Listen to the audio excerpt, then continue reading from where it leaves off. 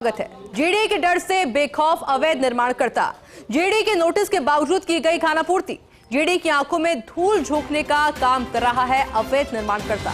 मामला है सहकार मार्ग स्थित भूखंड संख्या SP 1 का। आईओसी पेट्रोल पंप के नजदीक स्थित भूखंड पर खोला गया है लिकर मार्ट। तीनों तरफ से सेटबैक कवर कर किया गया है निर्माण। जेडीए ने 24 जुलाई को दिया था नोटिस। 7 दिन में अवैध निर्माण हटाने के लिए आदेश दिए गए थे। निर्धारित अवधि के 25 दिन बीतने के बावजूद अवैध निर्माण है कायम। सेटबैक में अभी भी खड़े हैं लोहे के पिलर। इसके बावजूद जेडीए की प्रवर्तन शाखा बैठी है हाथ पर हाथ धरे। नोटिस के बावजूद इन पिलर्स को नहीं हटाया गया है। तीनों तरफ छोड़ा जाना था 9-9 फीट का सेटबैक, लेकिन जेडीए के नोटिस के बावजूद कायम है ये निर्माण। निर्माणकर्ता के बुलंद हौसलों के आगे जेडीए की प्रवर्तन शाखा पस्त नजर आ रही है। जेडीए की नाफरमानी कर रहे इस निर्माण को सील करना ही विकल्प है। मेरे साथ में एसोसिएट एडिटर अभिषेक जुड़ गए हैं। अभिषेक, क्या जानकारी और पूरे मामले पर?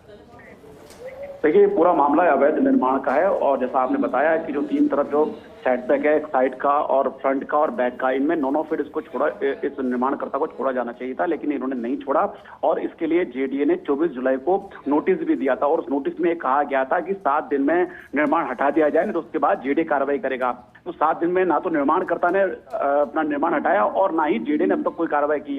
आज 25 दिन बीत चुके हैं इस निर्माण को और जो सेटबैक है वहां पर अभी भी लोहे के पिलर खड़े हुए हैं और जो ये बताते हैं कि इन फ्यूचर यहाँ पर भी इस सेटबैक को इन पिलर के सहारे पूरा कवर कर लिया जाएगा। तो ये एक बड़ी इस तरह का ये मामला है कि इस तरह का अवैध निर्माण है जो कि एक तरह से जेडीए की जो प्रवर्तन शाखा है वो यहाँ के जो निर्माणकर्ता के जो रसूखात है उसके आगे कमजोर दिख रही है।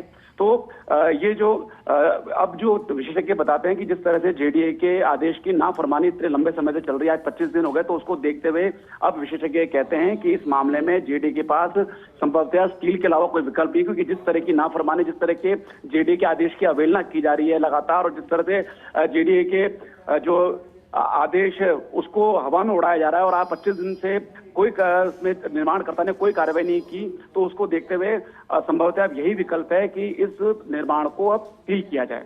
जी बिल्कुल अभिषेक, बहुत शुक्रिया आपकी तमाम जानकारी के लिए।